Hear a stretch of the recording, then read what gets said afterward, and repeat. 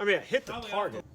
Hey everybody, welcome to the Bullseye channel. I hope you're doing well. Today, this is just a little peek, just a little preview into just some of the shooting I've been doing recently. This was a Friday fun day, pizza day with the family, and took a couple hours off work.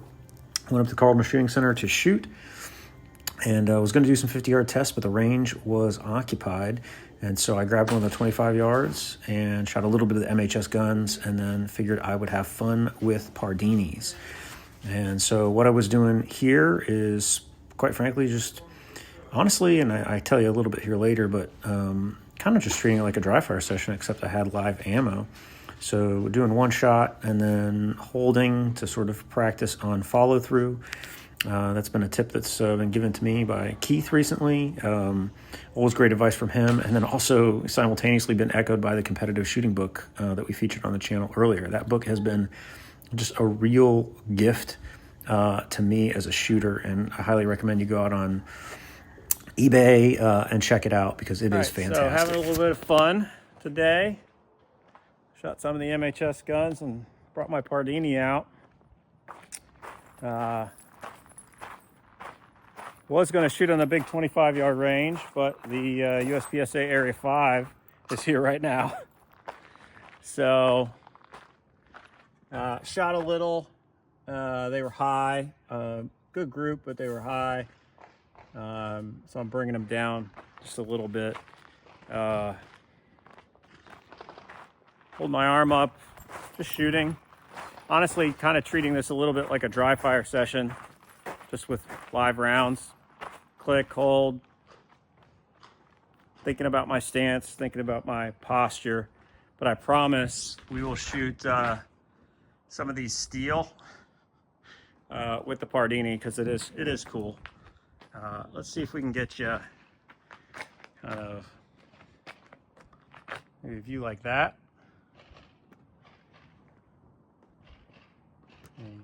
Yeah, you like that? All right. So I think I've showed you guys this before. Obviously, green Pardini, but it loads from the front with a 5-round magazine.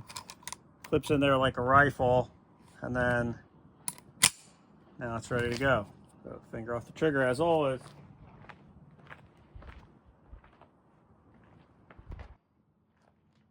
So you're going to watch me do some shooting here. I'm shooting on the lower target, I think, as you saw. The higher target was one that I was shooting earlier, and then realized that at this distance it really wasn't at the right height, so I just kind of put it on a barrel down there and was shooting on it. Something I've been reflecting on recently, and this is something that probably should have known for having shot bullseye for, the past 15 years, was, Jared said something that during our interview that the sight alignment is vastly more important than the sight picture, right? Meaning that like the orientation of your sights to one another is really more important than where that group of sights is aligned on the target. They're all important, but one can cause you to be a little bit low, a little bit high, a little bit left, a little bit right, or completely, off the target. So something I've just been thinking about and been paying attention here, just paying attention to my stance that I've been practicing during dry fire. So I don't record too many of my dry fire sessions because they're super boring and usually done very, very early in the morning. But we'll give you kind of an idea of what I do when I dry fire. And here I'm just doing it with the old live ammo. So just doing some holds, practicing on follow through. You'll see me kind of take my stance. So high right shoulder, pretty wide stance to create that sort of stable area, and then kind of kicking my hips a little bit to the right. So kind of sitting on that back leg and shooting. So then you lock it back on the Pardini by pulling back this. So there's a little button underneath here. Sorry, right there. And you pull it back, press in, let go, and you can clear your mag, right? The guns are stupid fun. I mean, it's a pretty expensive way to have fun, but yeah, they're kind of stupid fun. So got some low shots there. I don't know if that was Oh, well, I did remember it. I did get startled by that garbage truck that ran behind us. So, again, some of these were high. So I think I'm gonna put a center up here, and then what we'll do is we'll shoot 5 more, and then I'll just entertain you by shooting steel for the rest of the video, assuming that my phone still has battery and hasn't overheated.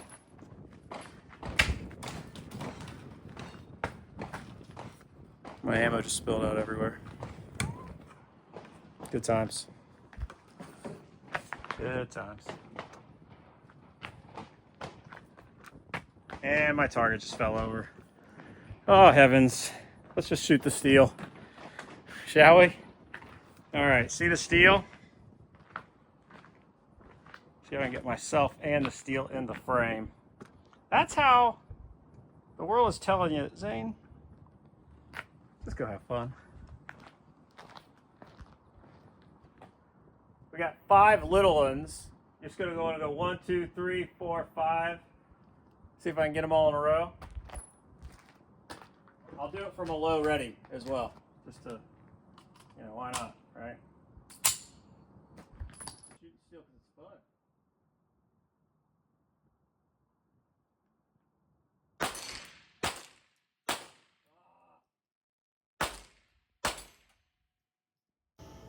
So at this point, as I said, we're kind of having some fun out at the range. I had probably thought I was only going to do this maybe 4 or 5 mags, and I ended up shooting over 100 rounds because it was just that enjoyable. Of all the shooting I've done, I know this isn't exactly rapid fire, right? But it's as close as I'm going to get in Marengo, Ohio, on a Friday on unplanned sort of adventure. I will say, I've done a lot of shooting in my life, and few things really excite me like this sort of little, I guess I'm talking there, sort of rapid fire adventure. And after every string, I'm telling myself, boy, that was really, really fun. There have only been, I think I could say, when I used to shoot trap as a kid, because that's just so visceral. I thought it was super fun. This is super fun. I found myself many, many times out on Camp Perry, during a warm-up match, and just look over to somebody and be like, boy, I'm really happy I'm here. This is a whole lot of fun. And that's just a sensation that I don't get with USPSA or any sort of other type of shooting. Everybody's got their golf, their thing, the thing that sort of gets their goat. And, this kind of is beginning to be mine. And it's a lot of fun. I mean, I would encourage you, I tried to just come across and time it, and you can't do that. It really is 5 distinct shots.